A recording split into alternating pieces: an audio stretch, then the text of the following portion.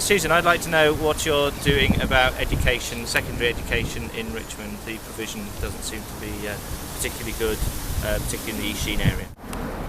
Okay, my question to you is what will you do about local secondary schools? Because obviously, I'm sure you're aware this is an issue in this area, and I know that there is something happening with Sheen Academy or Sheen School, but I think as a parent, a young child, that is my main question. Our primary schools, as you know, are the best in the country, and I find it shocking that our secondary schools don't meet the same standard. That is the standard we have to achieve.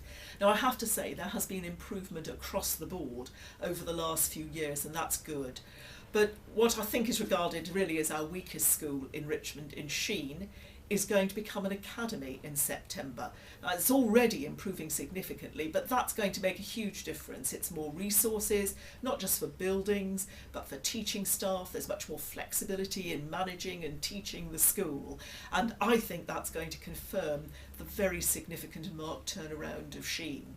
In North Kingston, we've had a desperate need for a new non-selective secondary. That also is now finally agreed. The funding is in place.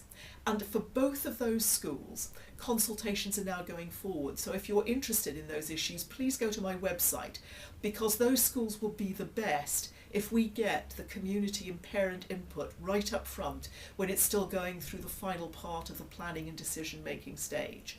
I think when you come back in a few years' time, you will actually start to see that this area is delivering the best secondaries as well as the best primaries. I'm absolutely determined on it.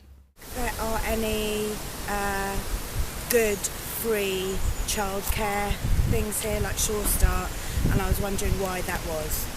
Yeah, I find it quite outrageous that we have almost no Sure Start provision locally. It's because our area is regarded as wealthy, and that is so unfair to many people who happen to be on lower incomes in our area.